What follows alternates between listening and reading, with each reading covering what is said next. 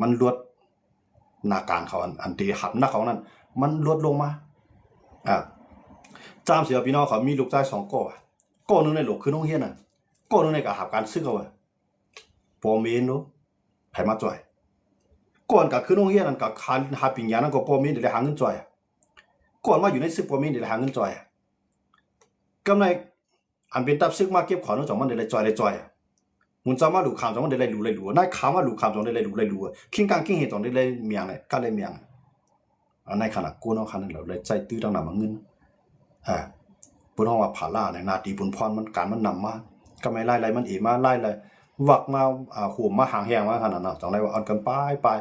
แหงเลยผู้ว่าใต้เขาในปลายนำหลายแหงเลยเลือกตั้งมาในใต้ของปีนั้นมันก็คือปีเบิ้นอยู่ในนาทีคู่เขียวลูกก้นหนุ่มใจในคู่เขียวหายไปให้สิบแปดในนาทีโคไล่ก้นหนุ่มใจในหายไปก้นยิงก้นใจเขาว่าเนาะเอาให้สิบแปด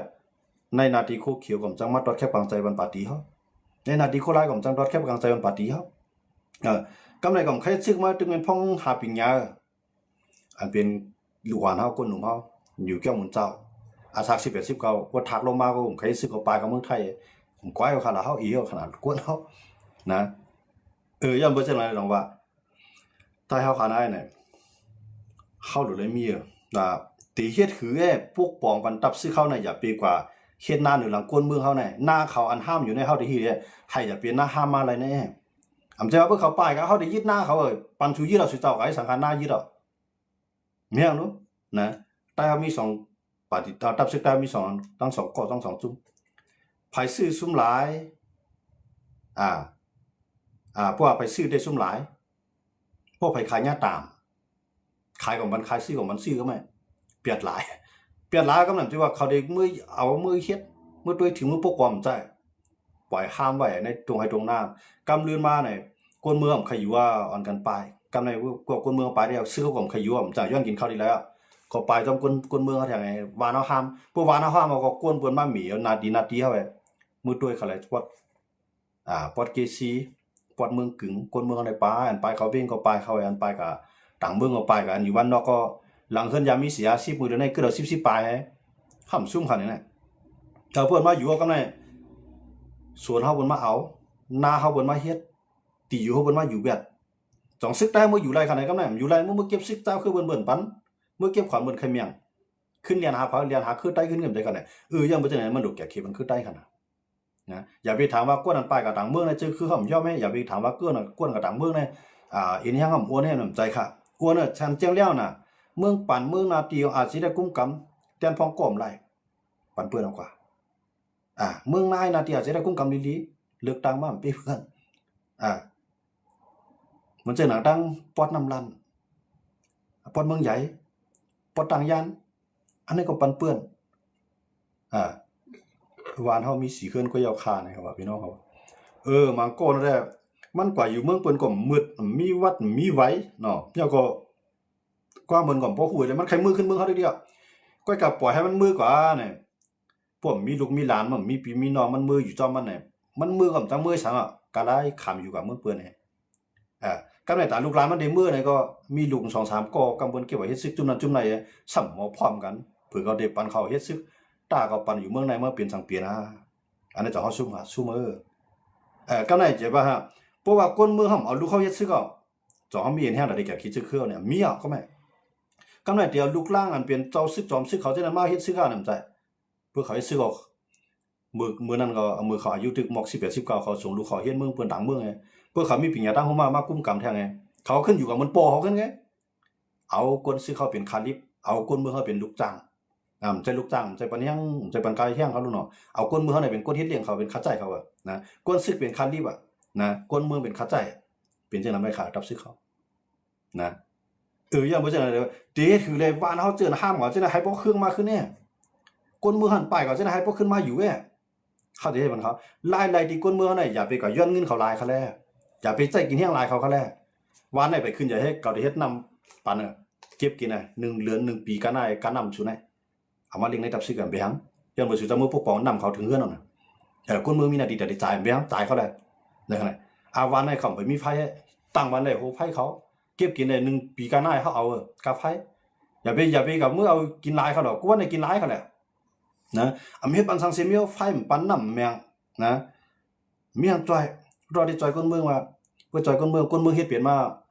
ใจเอาเขียนก็มากๆจอยคนเมืองปาดเขาปอกเขา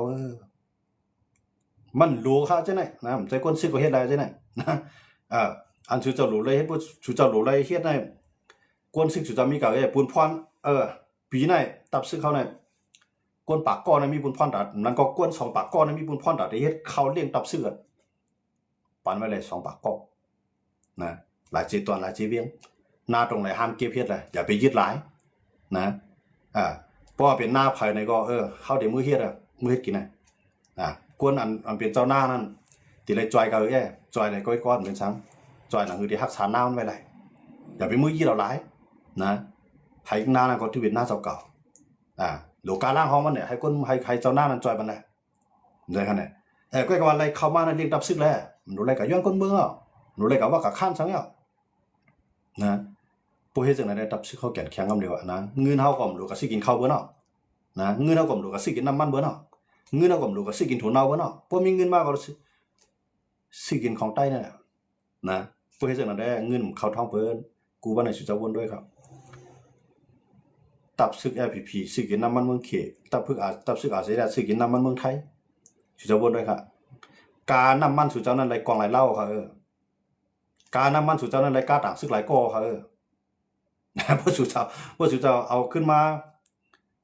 เอาก้นซื้อเขาขึ้นเฮ็ดขึ้นกระแหลมจะว่าซื้อเขาในหลุดตื้อทั้งวันใจเขาลูก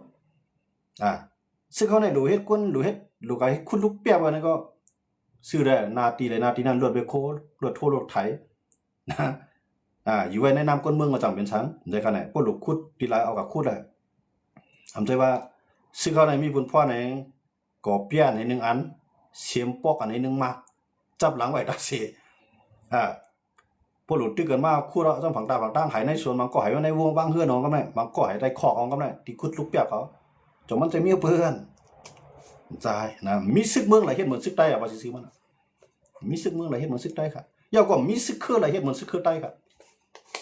นะกูว่าเนี่ยยังบ่จังว่าซึกใต้เฮาดีถือเลยให้พอคนเมืองเฮาน่ะอย่าไปป้ายนะตัวตาสุเจ้านั้นหลุดมื้นกว้างๆว่าสุเจ้านั้นหลุดวนไกลๆว่าเปิ้นมังใต้แน่มันใจความกาบนยิบกองมามังเฮาไปนะมาทางการเมืองมาทางปลายปิ่งยาวมาทางเฮียงซึกบางเผาก็มาทางลายตึกปุ่นมังใต้มีบใต้มากูไผ่นะซึกใต้เฮาได้ตึกหาไว้ปักกองจำปูมาเนาะอันไหนขนาดสุดจำมืดด้วยครับผมยุ่งข้ามืดหรือด้วยครับกูวันตั้งเดมึงกึ่งไล่ข้ามึงน้องเกซี่เราบ่ถึงเมืองซูบ่น่ะนะอันที่ตับซึกใต้กุ้มกับกูดีๆเนี่ยอันนั้นก็ปันเปิ้นต่างคือกุ้มกับซึ่งนั้นมืดด้วยวันดอกหน้าปางเนี่ยกว่ากลางคืนเนี่ยบ่ากลางคืนกับกลางวันมันคือกูผีเขาเมื่อคนขี้ยานนะ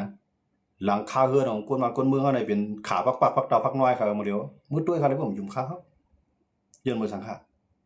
กว่าเยื่อนปืนหมาหน้าค่ะซุ่มเยื่อนปืนลบผ้าเขาขาในตับซึกได้เขานะเขากับหันปืนในบนวันเจอจ่าไว้ให้ปนเอาเครื่องกองลงมันดีกันเอากาดเตียงมันดีกันยังซึกของมันดีกันใต้เขาได้ตักตรงกินลายมือเปล่าเขาได้เก่าเฮียงซื้อเขามีเฮียงใจดีเลยก็เดี๋ยวซื้อเขามีเฮียงใจดีเลยตีเก่าคนเมืองเขามีเฮียงใจดีเลยค่ะมันก็มาซึกได้เหมือนเพียงเบอร์นะเขาหลุดจอยคนเมืองปวดซึกได้พวกคนเมืองห่ำจอยในซึกได้อุ้มเข่ากันนะวันมันคนเมืองในจอยจะว่าคนเมืองห่ำจอยครับวัวมีนะฮะเลี้ยงไว้ตัวเล็กกันตัวในตัวบอตีใหญ่อะไรขายนะฮะเดี๋ยวอะไรสร้างขวัญว่าในจอยตับซึกกันนั่นนะจอยตับซึกว่านะก็ไอ้นะฮะในก็ต้อมมาตั้งแต่ที่เรียกเขาแง่ใหญ่มากหมอลำคล้องกับข้อกับขายก็หนูสร้างขวัญเนาะที่หนูมีดอกจุ้มเนาะนะจำปีทุจิตก็จอยปีทุจิตดอกจุ้มปีทุจิตไล่ใบดอกจุ้มขิงเหียงเขาในนาทีจุ่มไรดอกจุ่มมันจุ่มนั่นนะซิงเกิลอะไรจะดอกจุ่มลายเขาเลยดอกจุ่มฟิล์มมีเขาเลยนะตัวอะไรวันมันซึกได้เขา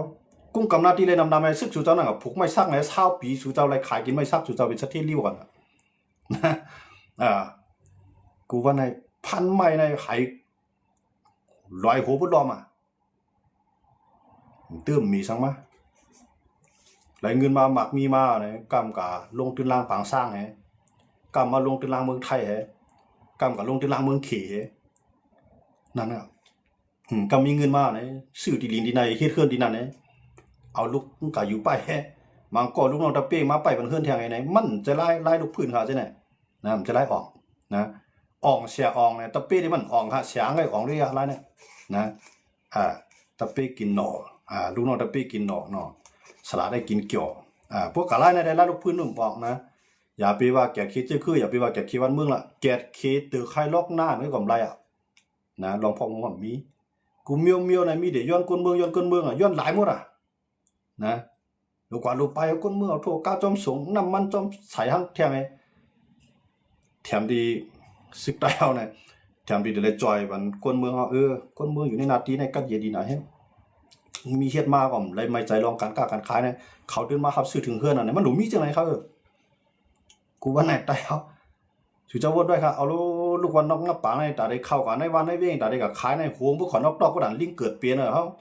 ผุนมุกนั่นน่ะก้อนรองของรองได้นะย้อนมือสั่งเลยผุนมุกล่ะเนี่ยเปิ้นตางไม่เหมาะสมไม่กี่ตอกฐานเฮฐานหินนางดีเนาะในเปิ้นขายกว่าขายเขาได้เนี่ยผุนมุกเนี่ยเขาแหละพอให้จังนั้นจะเขาได้จังขึ้นใหญ่ไรตับซื้อเขาผู้นำเขาได้ขึ้นใหญ่เขาอยู่ยามว่ากินจัดในตายขึ้นจัดนายขึ้นมาเกิดเอาไปเสี่ยงเงินเขามีแหละผู้นำเขามังโก้เองผมจะกูก็ครับมังโก้ได้การเมืองตีบ่ผ่านนะอันเหตุการณ์เมืองตีๆเนี่ยมังโก้ในเฮ็ดบ่ผ่านนะลูกหลานบ่ได้ปลายก็มีนะ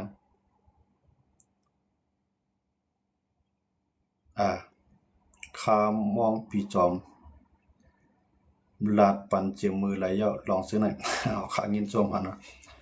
ตีๆขนาดเนาะเฮาว่าเนี่ยเนาะเฮาสิว่าจังดับซึกเลยว่าขนาดเฮาเขาว่าในขนาดสิเจ้ากัดด้วยครับผู้อยู่ในพื้นที่เนี่ยอันเปิ้นอยู่ในเวียงเปิ้นได้เป็นไม่ปิงยาเปิ้นบ่กล้าบ่ขายเปิ้นอยู่รอดกะไรเพิ่นเลยวันนอกหน้าป่าเขาในเฮ็ดมาดังจุดังจัดขายตึกให้ดอกหน้ามือซื้อติลินในเวียงไรก็ว่าสิว่าปั่นม่วนมือเทื่อนี่ก็เสียงกำลึงชุดมาอยู่ในเฮือนอยู่ในเวียงไงมีหลายๆสาวก็นั่นกะไรขายเฮือนในเวียงไอ้ช่องเมืองขี่กว่าเมืองไทยก็นั่นนี่ก็กวายนำมาใต้เฮานะเพราะว่าก้นลงใต้ไปฮู้อันคาราในตึกก็ถามว่าขายยาตับซึกก็ถามว่าขายเฮ็ดให้ตับซึกอ่อนๆในมือหลีด้วยกูหวานมือหลีด้วยกูเอิงๆอันนี้นาทีชูเจ้ากุ้งกำนันชูจะได้ปองใจว่าใจจอมรัฐผมจะลองมาว่าพามเปลี่ยนใจว่าลาให้ใต้เอาในสิรินาตาลูนะใครผู้นำมาฮู้สิได้ให้ปองใจกันที่เขาลาได้กันนะอ่อนกันวนด้วยกันนะมื้อในตับซึกใต้ในกูไผบ่เคยจังใจจอมหมดว่านะมาโคเขียมว่าโคลายปลาทั้งปีทุจิตนะอ่อนกันจังใจจอมตั้งนั้นที่เฮาเนี่ยจอยเทียมตับซึกนะบ่มีพี่น้องอยู่ด้านหลังก็สร้างขวัญนะสังว่าเฮาอยู่ในเมืองใต้หลวงเราเกิดมาปันเขาเฮ็ดซึกแท้งนะยังบ่จังได๋ดังว่าเฮาได้เฮือนตับซึกใต้ในลายเฮ็ดในกว่าลายตับซึกมาในนั่นแหละบ่มาวนได้ดีๆอย่างเลยข่าวว่านั่นล่ะเนี่ยตับซึกมาในอุเปิงพองกำวันเมืองมาใน60ปลาย8ปี70ปลาย8ปีว่าเขาอีกนึง70ปลาย8ปีในกูว่าในซึกมันก็ตึกไปขวัญตาไงตึกไปขวัญรถขวัญกายกว่าล้านเดียวนะซึกใต้เฮาในดีๆนะบ่ใครเปลืองกันพวกซึกใต้เฮาตึกไปต้องซึกมาในกับผาลุงฟ้าลงในเปิ้นก่อนถึงแล้วนะเปิ้นบ่ปล่อยตรงจีตรงเปลี่ยนขึ้นในกลางหาซึกมาในตึกเจกวยดาหางซึกใต้ก็เฮ็ดมาในคารัง69ปีนะตึกเฮ็ดหน้าหลังก้นเมืองเขาค่ะตึกไปกินขวัญวูขวัญกายตึกไปกินขวัญให้ขวัญหน้าตึกไปกินขวัญรถขวัญก้าวอะไรมันอ่องนะมันหนูเรียกลายหนูเรียกลายพวกกูก้นเมืองเฮาไปพวกกูใต้เฮาวนว่าเกิดมาเป็นใต้ในชุมจัดเกิดพวกกูใต้วนจังไหนเนาะอ่อนกันคัดใจซึกใต้เอาในหลูไว้กาขันแผ่นดินจึงใต้หลูไว้กาขันก้นเมืองใต้ติวว่านะสุดาอย่าไปเบิ่งว่าเขากุ้มกำไรที่ไหนเขาเก็บขวัญไรเขากุ้มกำไรที่ไหนเขาเอาไม้เอาตอกคายไรเขากุ้มกำไรที่ไหนเขาเก็บซึกไรอย่าไปพูดบอกกันนั่นก็เป็นซึกเลยนะใครวนว่าเขามาอยู่วันไหนเขามาอยู่เวียงไหนเขามาอยู่เอิงไหนมือเขามาหลังเฮือนมีกันได้ฟันตั้งนาแทง 2-3 ปีก็ตั้งนาได้ให้มันมีมือมามี50เผื่อมาได้ 2-3 ปีเนี่ยให้มันมีหมอก 2-3 ปากลัง4-5ปากลังแล้วน้ำมาเติมมาคั่นแหละมันจะว่าเขามาอยู่ว่าก้นเมืองปลายโพเพ่ๆนะคำพองปลายหาปอคำพองปลายมีได้มัน1สิลายมันขนาดมื้อนี้มันเปลี่ยนตั้งนั้นขนาดซึกได้มาอยู่บ้านนางของว่าเนี่ยกำเรียนเข้าบ้านนะหลูหมากล่างก็ให้หมากล่างก้นวานหมากล่างก้นวานบ่เคยเสียงพักกาดก้นวานผูกไว้พักกาดบ่เคยห้ามกอมาเบิ่จังได๋ได้มัน1สิลายมันขนาดนะหน้าเฮามือกูปอกมือเขาได้จ้ามาหน้าในตัวมันเขียวดีน่าใสๆมาเนี่ยเป็นป่ายื้อไว้ได้มัน1จิเมียวนะขนาดตับซึกเขานะตับซึกมาอยู่จำก้นวานเอาได้ปลายมันจิเมียวเขาแหละตับซึกมาอยู่จำก้นวานมีดอกหอมรวมก้นเมืองในแค่หนูได้มาอยู่จำค่ะมันเป็นจังนั้นค่ะนะผมใจว่าเปิ้นตึกกันมาให้เขาเมื่ออยู่ในวานเปิ้นหายปลาก้นวานเฮามันนะเอาก้นวานเฮ็ดหูบนห้องจังนั้นนะเปลี่ยนตับซึกในกะตั้งวานตั้งเคลื่อนอันในกะเฮ็ดเคลื่อนเฮ็ดเย็นอยู่ไว้ในกลางวานก้นเมืองเลย ใจเมียวนั้นมันเปลี่ยนเอาพวกบนมัดตึกไหนพวกเขาจื้อซึกไหนบนมังว่าหมดลูกล่างน้ำไม่ซึกเปิดใจว่ามังดูซึกได้ขนาดก็ในเวอร์จากนั้นลูกล่างน้ำไม่ซึกเอามืออยู่ไว้ในวานในเอาก้นวานเนี่ยเอาซึกในมือเฮ็ดเคลื่อนไหวในกลางมือเฮ็ดเคลื่อนไหวในวานก้นเมืองไงเปิดมังบ้าก้นวานหากำนั้นนะอันนั้นซุ่มมันเจอปฏิมาซุ่มจึงได้ก็มือตั้งตับซึกไว้ตั้งลายขามือตั้งไว้ในวานก้นวานหลายวานเนี่ยนะพวกบนวัดตึกกันมาไหนบนเพียวว่าก้นวานหาในเจ้าในพวกของผมลมเลยลีอันนั้นมันได้เปลี่ยนเขาว่าเนาะที่ก้นวานอยู่เฮาลูกก็อยู่นะคือมันได้ขึ้นมาน่ะนะที่ก้นวานอยู่นั่นปล่อยเขาอยู่ก็ละเพราะว่ามันก็เย็นเพราะว่ามันมีพี่เขียนในเขาได้ควักวานเขาได้ใหญ่มากที่แกจะว่าปลายกำลัง2ลัง2 3ลังนะปลายโพพีปลายปว่ามีไผมันได้มันสิมีว่านั่นน่ะว่าซึกแล้วเปลี่ยนโมเดลนั้นเป็นจังนั้นครับเนาะลองว่าอันนั้นได้เฮาใครปั่นฟังซึกแล้วค่ะเนี่ยมันเป็นกับปันเรียกลายยาวเพียนลินจึงใต้ในกึดเพียนลินเดียวอันกึดไว้อยู่ในเมืองใต้ในขยามเรียวมือเนี่ยกึดไว้ในเมืองใต้ก็กล้าให้กว่าลายจีเวียนนะตามเจ้าคือมันมังอะไรจีเวียนนั่นแหละมันเป็นน้ำกัดของเขาตั้งเข้าใจของเขาที่ได้ขึ้นมาด้วยตัวว่าเพิ่นมาหิมติอยู่นั่นเพิ่นเงือเพิ่นราคาเนี่ยแล้วว่าเพิ่นราคาหน้าเฮาเทียบไว้ปานนั้นกอดตีไว้ปานนั้นเพิ่นมาอยู่กันน่ะนะเนียงเฮาส่วนนี้เฮาเนี่ยก็เพิ่นมาผูกไว้หมดเพิ่นมาหลบเก็บไว้ยอดงี้น่ะหรือมาลุ่มลายส่วนมากเจ้าเข้าในเฮาผูกไว้จมูกปันหมดเปิ้นหลวงมาเตียงกิ่งใส่น้ำปานนี้ก็เปิ้นหลวงมังขายกันน่ะคนนั้นคนสวนเอานั่นเป็ดสวนเนียงเป็ด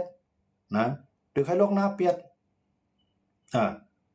ส่วนหมักจอกเป็ดส่วนหมักกิ่งเป็ดอ่อนกันไปเป็ดสุดท้ายมาคนเมืองอยู่ว่าเฮาอะไรใครกินเฮาใครอะไรก็เข้าสวนนั่นเฮ้ที่มีลอกไปในเดมันหือใจเขาล่ะซื้อเขาเนี่ยนะอันไหนคนเมืองแต้วค่ะอย่าไปถามว่าใจจอในมายาสิริตับซึกใต้โหลไหนสุเจ้ากับด้วยบนไหนมึนหูด้วยตากว้างเขาแหละนะเขามาด้วยอยากขายในกันละอยากขายใน10 ปีปลายมันตั้งตับซึกมานะ15 ปีอยากขายตั้งตับซึกมา15 ปีในขาย15 ปีในนั้นปังหลายในมันผู้กุมกรรมว่าที่ตับปังหลายเทศในซึกอยากขายด้วยนะตัวอย่างมันนะทีในเขาเนี่ยเขาลุกขึ้นต่อสู้ซึกมันที่ในเขาต้องมีหมอก4-5 ปีมาในแกวันมื้อในเขาเลยอยู่ในเวียงตับซึกเขาตับซึกได้ตึกอยู่จ้ำลอยเหมือนเก่าเพื่อเขาเวียงก็เน็ตกว่าเน็ตมากกันน่ะซึกได้หมดเดียวคู่ลายมาในเวียงว่าในก็ขี่รถขี่ก้าป่วนไปเยอะพวกกว่าหึมลายมาได้เยอะคู่เขียวมาว่าในเขาเวียงในก็เอาปุ๋งเอาป้าในให้ซื้อใส่ก้าขี่ก้าผู้วิ่งน้ำผายมาในยิบกล่องให้ใส่หมันตามปิกโซ่ในเข้าว่านกับกั้มไงใส่หมกคู่กองขี้ควายแห้งผายมาในเข้าว่านกับกั้มลูกเจ้ากว่าเจ้ามาก็พวกกว่าหึมลายมาได้เยอะมันกว่าหลายนั่นฮะหมดแล้วปนในบนกับตังวานตังเวียงอยู่ในเวียงหลวงมาได้ซึกในเขาเวียงออกเวียงมั่วเราเพิ่นตังตับซึกไว้ในเวียงเอาเพิ่นนะเคลื่อนปนเอาเตียกว่ารถก้าวมันขับใหญ่เนาะตั้งกว่าตั้งไปมันแคบมากมาด้วยใต้เฮาเนี่ยมันหือใจร้ายมันหล่ะตับซึกแล้วปนในบนหายในเวียงหาตึกอยู่วันดอกตักตรงไอ้คนเมืองใส่ก็ใส่ขี้ผู้น้องเต็มหัวนะนั่นแหละมันสิว่าเสียซึกใต้ก็ลองตีได้มันหันเอาสินะตั้งตาไผมันคั่นเนาะจังว่านั่นแหละคนเอาขาในผมมีลองสิ้นนี้ก็มีลองมันมีกันผมมีลองมันมีก็มีลองขึ้นใหญ่นั่นขนาดนั้นบ่เลยได้เลยว่าเฮาขาในสิ้นนี้ก็ว่ามันมีก็ป้านั่นขนาดนั้นไปก็ว่าตอนตาสังหลานในตอนตามันขึ้นใหญ่นะพวกตับซึกได้หำแก่นแข็งคนเมืองใต้ก็เลยปลายขนาดพวกตับซึกได้แก่นแข็งคนเมืองใต้อันปลายเอาขึ้นมาขนาดเฮาเดียวอันไรนะเฮาเดียวว่ามาทัศาหำไรมาวาระหำไรมาสิซ้อมหำไรสุจะได้มักมาเฮาขายเป็นผู้เขียนนั่นก็มักมาเพิ่นลูกหลานเพียนนี้นั่นเป็นผู้เขียนสุจะหลุดเลิกเอาก็ข้าเกิดมา60 ปีแล้วใต้ในไปพร้อมกันสิปอกไหนครับว่ามันมีอันที่คัดใต้เนี่ยนะมันที่ใต้พร้อมมันให้อย่าไปเข้าใจผิดมันสิว่าคนเมืองใต้พร้อมกันมันเปลี่ยนก้นหลงใต้เฮาตับซึกใต้เฮาเนี่ยพร้อมกันครับนะ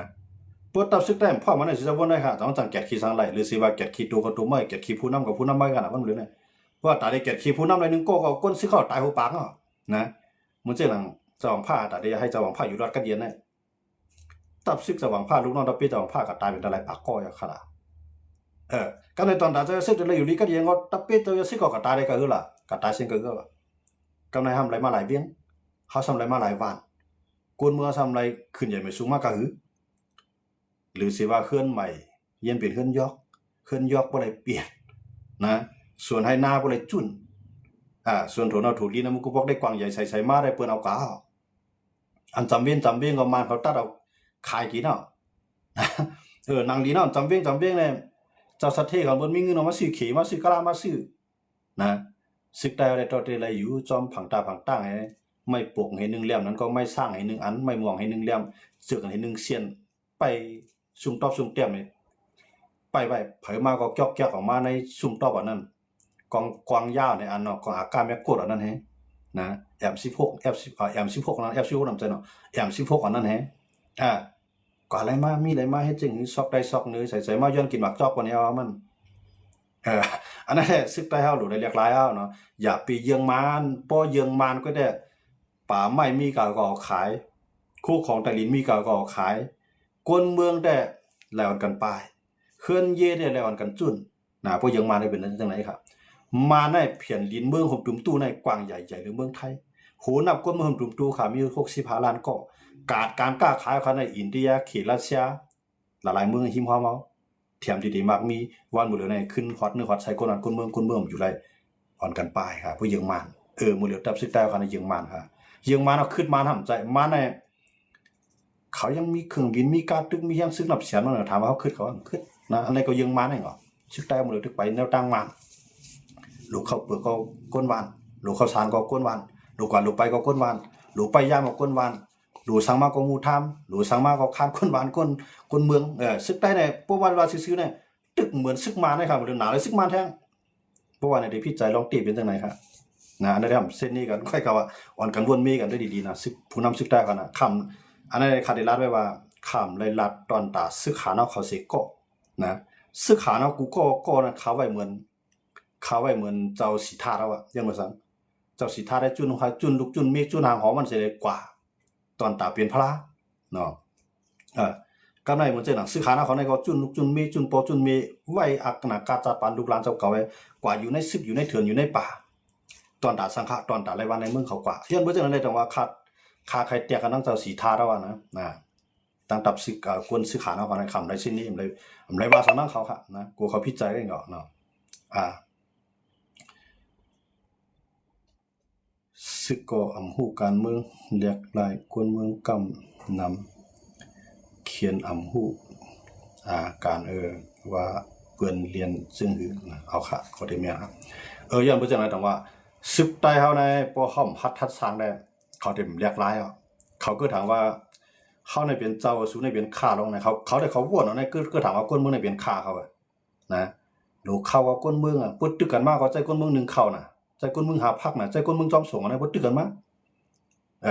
คำไว้คนมึงเป็นข้าให้เธอล่ะผู้ลูกกว่าลูกไปในทูสุมีหลายลำกาสุมีหลายลำไม่เฮาลูกกว่าเปิ้นยื้อมาญาใส่กาก้นวานน่ะสู้มาก้นวันขามก็เร็ว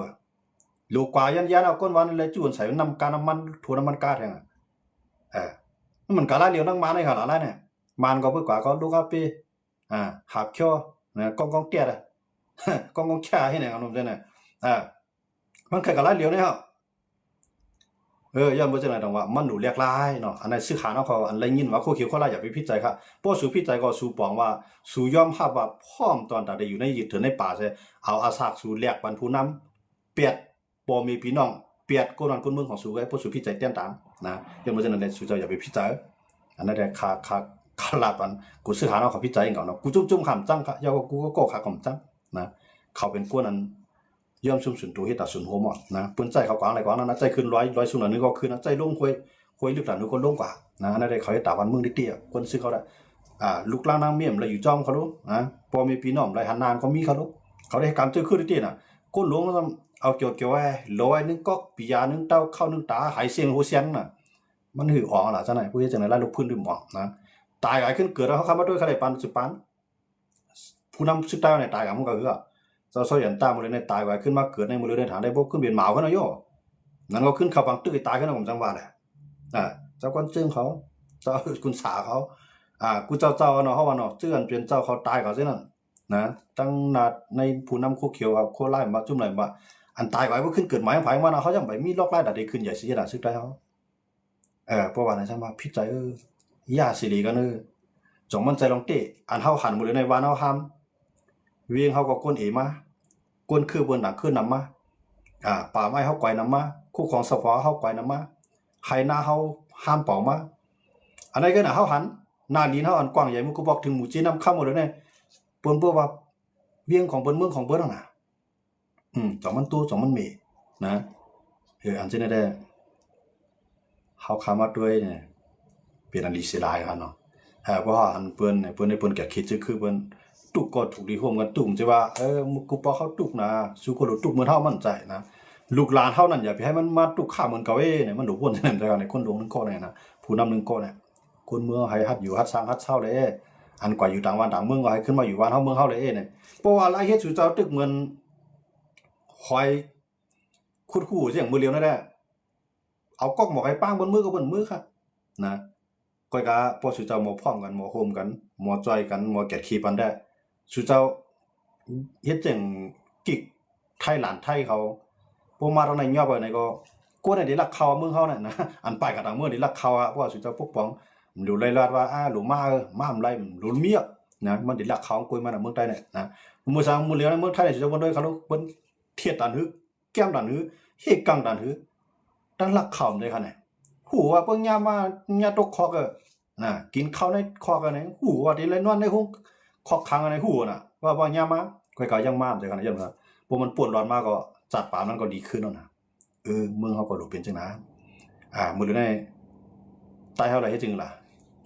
คนหนุ่มเฮาอย่าไปจังเข้าเมืองไทยไปดังกาลีขุนเชียงไปพอดังเกซี่ก็ไปพอสายเมืองสูมาเฮาในเมืองหนองซะเนี่ยทุกคนหนุ่มรักลงไงไหนกูคนเมืองเฮาปลายในไล่ตั้งกิ๊กตั้งหลานห้ามนะในมื้อเดียวเนี่ยย้อนไปฮะย้อนเปิดลายเฮ็ดสร้างผู้นำเฮานั้นมันห่วยแตกกับความไทยเนาะความใต้ได้เลยว่ามันหาอะไรความใต้ได้เลยว่ามันเทื่องถือมันนึกนะพึกเจงก่อมไรลาเจงก่อมพร้อมคนเมืองว่าพร้อมกันเลยสมัยสุอย่าไปจะผักนะสุอย่าเวลาการเมืองสุ่มหู้พอสุ่มมาเฮ็ดด้วยสุ่มหู้พวกคนเมืองหลักการเมืองไรนะด้วยอะไรอยู่ในนาทีจุ่มไรก็ยาวหลักการเมืองปั๊บๆอย่างเอาขายอยู่เมืองไทยนั้นมีไรจุ่มไรก็ยาวนะพวกหลักเจ้าในแก่นะเจ้าในลีนะยุกยองยุกสมอยกข้อกินอีไม่ได้อยู่ไรนะเพราะว่าเขาเฮ็ดผิดลาต้องผิดคำไรนะพวกเขาไปกินก้นเมืองกับลาว่าเขาไปกินก้นเมืองกับไรเพื่อเขาไปกินก้นเมืองได้แล้วว่าให้ถูกใจเขาจุ่มในมาได้หมอขมโดมจุ่มในมาได้หมอพวกปองจุ่มในมาได้โมเกตเคจุ่มในมาได้ลีนาบ้าซังต่างๆเขาไปกินก้นเมืองย้อนกินข้าวตาอะไรตามนั้นพวกว่าแม่นน้องอีดองนะแม่นว่าแม่นโลมันเนาะยังบ่จังนั้นอันนั้นได้เฮาขามาลัดบ่ลัดลองตับซึกมันลิสิลานะตับซึกดาวนะมันเฮ็ดมาคือไหนมันคืบหน้าซ้ํนะลิสิลานะสุดยอดด้วยครับเพราะว่าเฮาแก่นแข็งเต้ๆในเพิ่นว่าอย่าไปยิบกองในเพียงซึกสู่ในจังโกยทางขลาบ่แก่นแข็งในกันยังบ่แก่นแข็งแล้ววันเจอจาเฮาว่าวันลุกพื้นเฮาว่าวันในสังกะยากองแล้วมันหัดหนีบ่เนาะผมจะว่าใครหนีเหงาก็แข็งใจมามันอยู่ไรมีนั่นขนาดเนาะนะผมจะว่าวันลูกอ่อนหลักกล่องเข้ามาหนีลูกอ่อนก็ได้มันจ่อเฮาหลุดหนีผู้เขียนเอาเขากว้างขนาดนะผมจะตามมันหนีลูกอ่อนจะตั้งดีลูกอ่อนแล้วนะอันนั้นก็ใครฝากมันทับซึกดาวครับถึงข้ายามยาวซึกดาวค่ะโหลฮู้กาคันจื้อคือตัวเก่าโหลฮู้กาคันคนเมืองเจ้าเก่าโหลฮู้กาคันแผ่นดินเจ้าเก่าใส่แกดเขมันเต้ๆอย่าไปนุ่งโคตรซึกเอานาตื้อนะอย่าไปถามว่าคนเมืองเฮาคางงือสิเหลี่ยมฮู้ซางอันนั้นใครฝากมันผู้นำทับซื้อเขาเต้อย่าเอาคนเมืองเขาเป็นคันดิอย่าเอาคนซื้อเขาเป็นเหยื่อนะอันนั้นก็พอสุจะปองใส่เลยที่ได้ข่าวอยู่ว่าวันไต้พร้อมกันว่านั้นเขาขาดได้หลายหาดเอานะผมชื่อว่าจัดนามา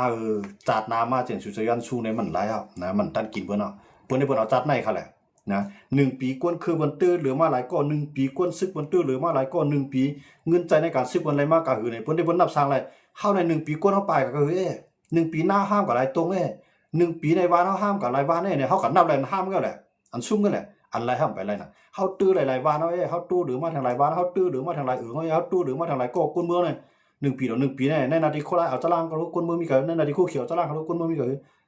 รือสิว่านับของอีลุงไว้ขนาดหมดเลยเนี่ยนะก็อยู่กันนับงานได้ของอีลุงเขาดูเนาะ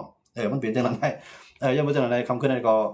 พี่น้องเขาจึงมาปั่นแห่งกันอันมาเตรียมต่างปันเกาหลีเนาะอันเข้ามาด้วยมาถอมจังได๋ก็อย่าไปพิจารณาคาราเนี่ย